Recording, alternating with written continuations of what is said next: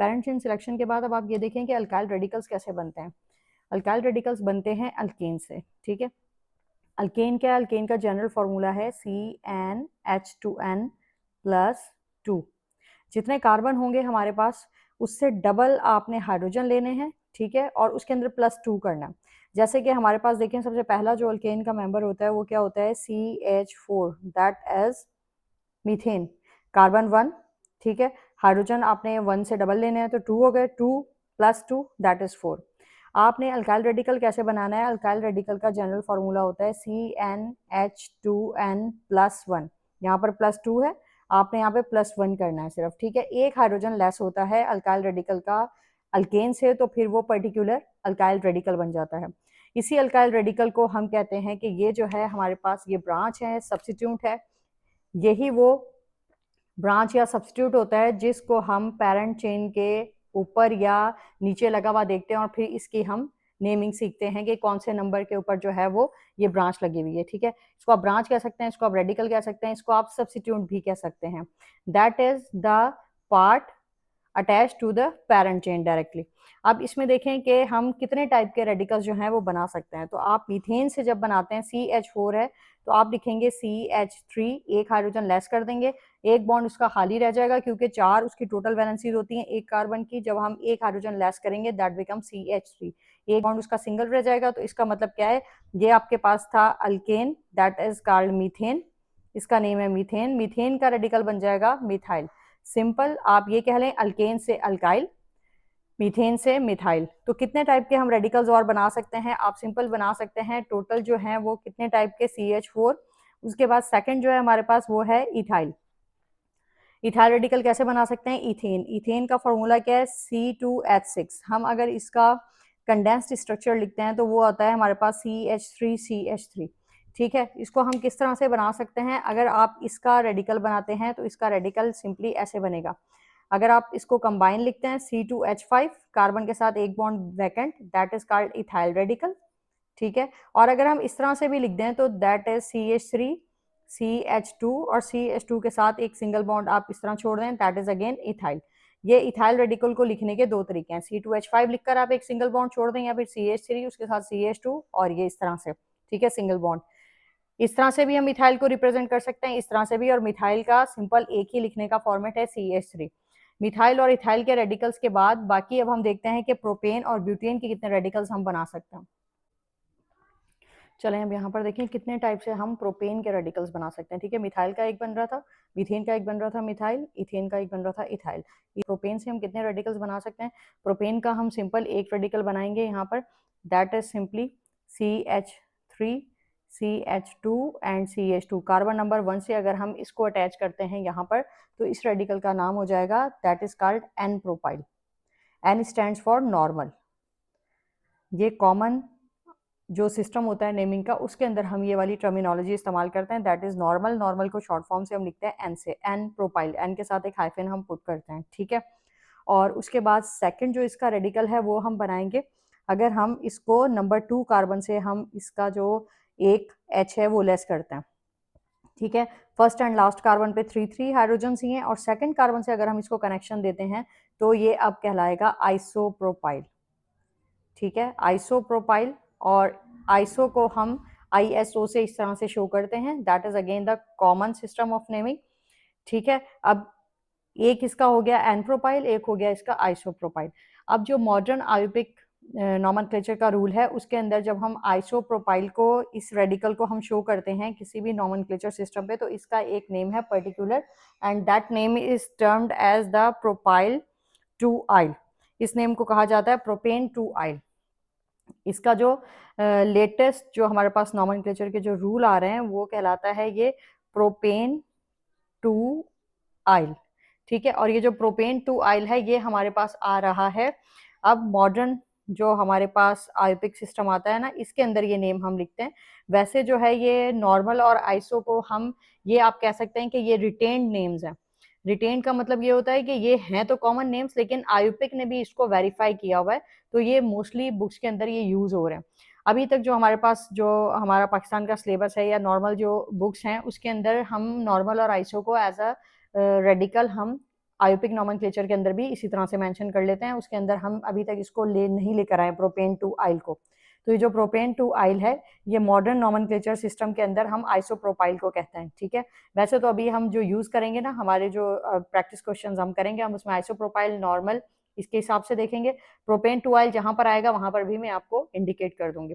अब ये प्रोपेन के रेडिकल हो गए। अब आप देखेंगे कि ब्यूटेन के कितने रेडिकल्स हैं, उसके ऊपर चलते हैं। अब हम चलेंगे, देखेंगे हमारे पास आ गया ब्यूटेन का स्ट्रक्चर। अब ब्यूटेन के कितने रेडिकल्स हैं, तो इसी तरह से ब्यूटेन के भी नंबर ऑफ रेडिकल्स ज्यादा है। मिथाइल और इथाइल का सिर्फ एक एक है। उसके बाद प्रोपेन के 2 रेडिकल्स थे। अब आप ब्यूटेन के देखें कि ब्यूटेन के प्रोपेन से भी ज्यादा रेडिकल्स बन सकते हैं, CH3 CH2 CH2।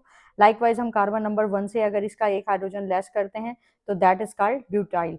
ये हो गया आपके पास ब्यूटेन, और ब्यूटेन का जो रेडिकल बनेगा वो क्या बनेगा, एन ब्यूटाइल। अगर हम कार्बन नंबर 1 से लेते हैं तो that is called N butyl, ठीक है। अगर हम कार्बन नंबर 2 से इसको निकालेंगे तो ये क्या बन जाएगा, कार्बन नंबर 2 से अगर हम इसकी ब्रांच देते हैं तो that becomes, that is called secondary butyl, ठीक है। सेकेंडरी ब्यूटाइल, ये 3 नाम हैं, प्राइमरी, सेकेंडरी और टर्शरी। ये भी तीनों कॉमन सिस्टम के अंदर आते हैं। प्राइमरी को 1 नॉट से, सेकेंडरी को 2 नॉट से और टर्शरी को 3 नॉट से हम शो करते हैं, इस तरह से, ठीक है। ये जैसे जैसे आएंगे वैसे वैसे हम इनको पढ़ते जाएंगे। तो यहाँ पर देखिए सेकेंडरी ब्यूटाइल का ये वाला फॉर्मेट है, जब हम इस कार्बन के साथ इसको कनेक्ट करते हैं सेकंड नंबर के कार्बन के साथ। यहाँ पर हमने फर्स्ट कार्बन से इसका बॉन्ड निकाला था, यहाँ पर हम सेकंड कार्बन से निकाल रहे हैं। और इसी तरह से आइसोब्यूटाइल इसका देखें, इसका आइसोब्यूटाइल और सेकेंडरी ब्यूटाइल का डिफरेंस अच्छे से अंडरस्टैंड करना है कि हमने जो है वो आइसोब्यूटाइल कैसे बनाना है। आइसोब्यूटाइल इसका बनेगा इस तरह से, आइसो फॉर्मेट ये होगा, यहाँ से ही हमने CH किया था तो ये हमारे पास बना था आइसोप्रोपाइल। अब आइसोब्यूटाइल कैसे बनेगा, इसके साथ एक कार्बन और है, दैट इज CH2, ठीक है। ये हो गया हमारे पास CH, ठीक है, इसके साथ ये दोनों ब्रांचेस लगी हुई है। इस तरह से ये आइसोब्यूटाइल का फॉर्मेट बनेगा। यहां से हम इसको कनेक्शन देंगे तो दैट इज कॉल्ड आइसोब्यूटाइल, ठीक है। ये आइसोब्यूटाइल बन गया। अब हम बनाएंगे इसका टर्शरी ब्यूटाइल स्ट्रक्चर। अब टर्शरी ब्यूटाइल स्ट्रक्चर हम इसका किस तरह से बनाएंगे, टर्शरी ब्यूटाइल स्ट्रक्चर इसका अगर आप देखें यहाँ पर तो टर्शरी ब्यूटाइल का स्ट्रक्चर इस तरह से बनेगा। कार्बन ही होंगे, सेम कार्बन नंबर्स होंगे, हाइड्रोजन्स भी सेम होंगे, लेकिन आपको जो है वो सिर्फ और सिर्फ उसका पूरा जो फॉर्मेट है वो ऐसे लिखना है, ठीक है। मतलब कि 4 कार्बन होंगे, तीनों मिथाइल रेडिकल साथ जुड़े हुए होंगे कार्बन के, और यहाँ से आपने इसको कनेक्ट करना है। यहाँ पर आप इसको कनेक्ट कर रहे हैं इस तरह से, ठीक है। यहाँ पर ये वाला पार्ट कनेक्ट होगा ब्रांच के तौर पे, यहाँ से ये कनेक्शन होगा, ये यहाँ से कनेक्ट होगा, ये यहाँ से कनेक्ट होगा, ठीक है। अगर ये यहाँ से कनेक्ट होता है तो एन ब्यूटाइल बोलेंगे, अगर ये यहाँ से कनेक्ट हो रहा है तो सेकेंडरी ब्यूटाइल, अगर ये इस कार्बन से इस तरह से कनेक्ट हो रहे हैं ये कॉमन सिस्टम के अंदर तो आइसोब्यूटाइल, और अगर इस तरह से ये तीनों रेडिकल्स बन के इसके ऊपर लगे हुए हैं तो ये कहलाएगा टर्शरी ब्यूटाइल, ठीक है। टर्शरी ब्यूटाइल को हम लिखते हैं TERT और BUTYL ब्यूटाइल। टर्शरी ब्यूटाइल को आप 3 डिग्री के साइन से भी शो कर सकते हैं, सेकेंडरी ब्यूटाइल को आप 2 डिग्री के साइन से शो करते हैं, एन ब्यूटाइल को आप प्राइमरी ब्यूटाइल भी कह सकते हो, ठीक है। प्राइमरी सेकेंडरी टर्शरी के ऊपर अभी हम जब कॉमन सिस्टम्स करेंगे तो उसके अंदर मजीद डिटेल दोबारा होगी, दोबारा उसकी और भी प्रैक्टिस हो जाएगी। अब आप देखें कि मिथाइल का एक रेडिकल था, इथाइल का भी एक रेडिकल था, प्रोपेन के 2 रेडिकल्स बने, एन प्रोपाइल आइसोप्रोपाइल, और ब्यूटाइल के कितने रेडिकल्स बन रहे हैं, ब्यूटाइल के रेडिकल्स आपके पास आ रहे हैं 1 2 3 एंड 4 रेडिकल्स, ठीक है। ब्यूटाइल के आपके पास 4 रेडिकल्स आ रहे हैं। हम पेंटेन के कितने रेडिकल्स बना रहे हैं, ये पेंटेन हो गया, और इसके जो रेडिकल्स हैं वो पेंटाइल कहलाएंगे। अब कितने फॉर्मेट पे हम इसको बना सकते हैं, सबसे पहले तो हम इसका बनाएंगे एन पेंटाइल। एन पेंटाइल कैसे बनाएंगे, बिल्कुल वैसे ही जैसे हमने एन ब्यूटाइल बनाया था, कि मतलब कार्बन नंबर 1 से ही हम एक ब्रांच जो है वो इसकी निकालेंगे, that is 3 4 and then 5। 5th carbon से हमने यहाँ पे रेडिकल निकाल दिया। उसके बाद हम इसका बनाते हैं आइसोपेंटाइल। आइसो फॉर्मेट भी बिल्कुल इसी तरह बनेगा जैसे हमने बनाया था ब्यूटाइल का फॉर्मेट, सिर्फ और सिर्फ वहाँ पे कार्बन जो है हमारे पास होंगे 5। तो सबसे पहले हम आइसो पैटर्न देख लेते हैं। आइसो पैटर्न ये बनाते हैं, सबसे जो हमारे पास सेकंड नंबर कार्बन होता है इसी के ऊपर ही हमने अपवर्ड डाउनवर्ड ये रेडिकल्स लगाने हैं, ठीक है। कितने 3 कार्बन इसमें चले गए, 4 और ये 5वां कार्बन, और ये हो गया आइसोपेंटाइल। टर्शरी पेंटाइल, ठीक है। टर्शरी पेंटाइल हम कैसे बना सकते हैं, जिस तरह से हमने ब्यूटाइल का बनाया था कि उसके हर साइड पर मिथाइल ग्रुप अटैच थे, तो इसके भी इसी तरह से, लेकिन 1 2 3 कार्बन आए, 2 कार्बन हम इस साइड पे स्ट्रेट लगा देंगे, that is called tertiary pentyl. Neopentyl, neopentyl इसका कैसे बनेगा, नियोपेंटाइल भी ऐसे ही बनेगा CH3। नियोपेंटाइल और टर्शरी पेंटाइल दोनों में डिफरेंस देख लें कि यहाँ पर आप इसको इस तरह से अटैच करेंगे तो ये आपके पास बनेगा नियोपेंटाइल, ठीक है। अब इन दोनों में डिफरेंस देख लें कि नियोपेंटाइल और टर्शरी पेंटाइल दोनों में डिफरेंस किस चीज़ का आ रहा है। दोनों में डिफरेंस आएगा इस पॉइंट का। यहाँ पर आप जिस कार्बन से इसको अटैच करवाएंगे वो कार्बन 3 कार्बन से डायरेक्टली अटैच हो रहा है, इस कार्बन को ही आप डायरेक्टली अटैच करेंगे तो ये कहलाएगा टर्शरी पेंटाइल। मीन जिस कार्बन का आप कनेक्शन दे रहे हैं वही कार्बन 3 कार्बन से डायरेक्टली अटैच्ड हो रहा है, क्योंकि देखें ये भी अटैच्ड है डायरेक्टली, ये भी अटैच्ड है और ये साइड वाला और ये जो CH3 है इसके साथ अटैच है। लेकिन नियोपेंटाइल के अंदर क्या है, नियोपेंटाइल के अंदर जिस कार्बन को आप अटैच कर रहे हैं एज अ रेडिकल वो कार्बन सिर्फ एक कार्बन से डायरेक्टली अटैच हो रहा है। अब बाकी ये जो 3 रेडिकल्स लगे हुए हैं ये इस कार्बन के ऊपर लगे हुए हैं, ठीक है। जो सेंटर वाला कार्बन है हमारे पास, इस कार्बन के ऊपर ये तीनों रेडिकल्स डायरेक्टली अटैच हो रहे हैं।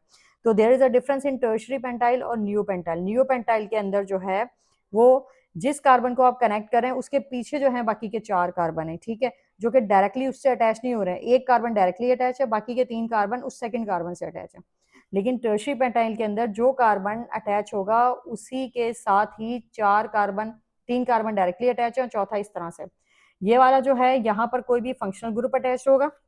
यहाँ पर आप जब भी लगाएंगे टर्शरी पेंटाइल के अंदर तो यहाँ पर हमेशा कोई फंक्शनल ग्रुप आएगा जिसके साथ ये रेडिकल अटैच होगा। आप ये फंक्शनल ग्रुप OH भी हो सकता है, अल्कोहल, अल्डिहाइड, अल्कोहल या फिर अल्काइल हैलाइड कोई भी हो सकता है। इसको हम मोस्टली अल्केन की चेन में ही यूज करेंगे इस तरह के फॉर्मेट को, ठीक है। अब यहाँ पर आप देखें कि यहाँ पर अगर हमारे पास कोई फंक्शनल ग्रुप आता है और रेडिकल्स इस साइड के ऊपर हैं तो हम इसको नियोपेंटाइल करके कॉमन नेम्स में नेम देंगे, और अगर फंक्शनल ग्रुप के साथ डायरेक्टली ये वाला कार्बन अटैच है तो फिर हम इसको टर्शरी पेंटाइल करके बोलेंगे।